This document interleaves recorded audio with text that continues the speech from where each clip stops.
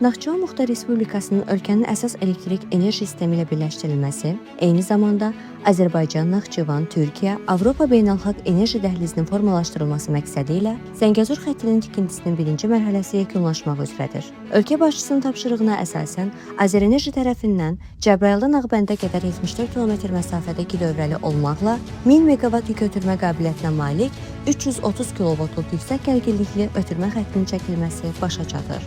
Hər birinin çəkisi orta hesabla 30 tondan artıq, hündürlüyü 45 metrə yaxın olan 296 ədəd anker və aralıq dayaqlardan ibarət ötürmə xəttində işlərin 97% icra edilib. Bu ilin qış, yaz və yay ayları da daxil olmaqla çətin iqlim və sərt relyefdə çəkilən ötürmə xəttində işlər Azərenerji tərəfindən ən qısa müddətdə qrafikdən əvvəl icra olunub. Növbəti mərhələdə Ordubaddan Naxçıvana qədər 100 km, Zəngəzur dəhlizini keçməklə 44 km və Naxçıvandan Türkiyəyə 230 km məsafədə ötürmə xəttinin çəkilməsi nəzərdə tutulur. Naxçıvan Muxtar Respublikasının ölkənin vahid enerji sisteminə tam inteqrasiyası, Muxtar Respublikanın tezlik tənzimləməsində xarici ölkədən asılılığın aradan qaldırılması, Avropa enerji bazarlarına çıxış imkanlarının yaradılması, həmçinin yaşıl enerjinin ötürülməsi baxımından bu layihə strateji əhəmiyyət daşıyır və Azərbaycan tarixinin ən iri enerji layihələrindən biri kimi qiymətləndirilir.